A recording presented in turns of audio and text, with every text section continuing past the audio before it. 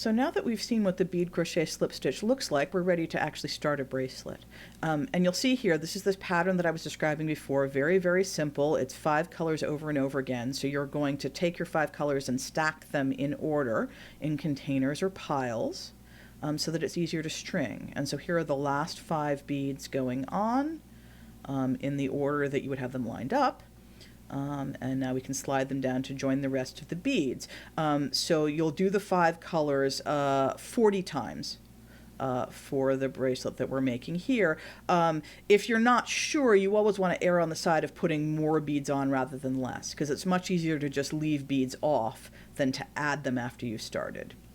The beginning here is going to be familiar to anyone who crochets. We'll be making a slip knot.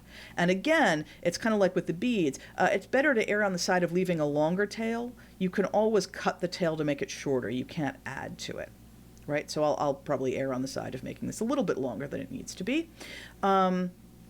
And so now we're ready to make the slip knot. Now, there are a couple of ways to do this. The way that I particularly like is I'm going to take the tail, I'm going to put it over and then under the working yarn, the yarn that's towards the beads, to get this little pretzel shape, right? And now on the right side of this pretzel, you can see this little bit of yarn is under on both sides.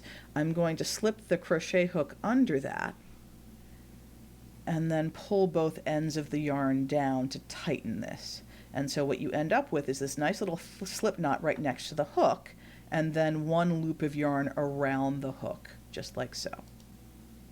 So now what we're going to do, and again, this is very much like how you would start any other crochet, beaded or not, we're going to make an initial crochet chain. So for those of you who crochet, it's just like you normally would, except there's a bead in each chain. So we feed the first bead, this purple bead, down right next to the crochet hook. We're going to take the yarn and wrap it back to front. Remember, in crochet, it's always back to front. And then we are going to pull that yarn through the loop that's on the hook. And so you have this V. That's the first chain stitch that we've just made, with the purple bead hanging below it. And so now we're ready to do that again for the remaining beads. So here's the blue bead down right next to the crochet hook. We wrap the yarn back to front, and we pull the yarn through the loop that's on the hook. And now it's a little bit easier to see once it's established. There are 2 V's with the 2 beads below them. Okay, so now I'll just do the remaining 3, again feeding them all at once as I normally would, and trying not to have the yarn slip. And one of the things that I'm concentrating on here is trying to make sure that I don't crochet this chain too tightly. That's pretty important. You want to keep it kind of loose. So something to focus on. And now here we are. We've got our 5 V's of yarn, because our 5 beads are in place, and the 5 beads are hanging out below those V's. And you can see at about the right separation, about the right looseness. There's a little bit of space between the beads, but not too much. And so now we're ready to close the round and start crocheting in a spiral with the bead crochet slip stitch. So I'm holding the tail, and I'm going to take this first bead, the purple bead, and rotate it forward and up, and stick the crochet hook from front to back underneath that purple bead, just like so. And now, and you'll remember this from the previous video, we're going to take the purple bead and push it back behind the crochet hook, right? It's a little bit harder to see what you're doing when you've only got this initial chain, right? But it's the same gesture as before. And now we're ready to pull down the next purple bead and do a bead crochet slip stitch. And this is going to be just like the ones that you do when the tube is established, except that we're doing it into a chain stitch, right? So I bring the yarn down, I make sure it's in between the 2 loops on the hook, I pull down the new purple bead, I wrap the yarn back to front, and then I try to make sure I actually catch it with the hook, and I pull it through both loops. And so now you'll see what's happened, right? We've got the original purple chain bead sitting flat and the new purple bead.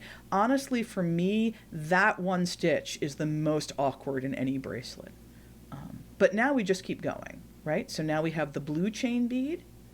We stick the crochet hook under the blue chain bead. We push it back, right? Just like all the other bead crochet slip stitches.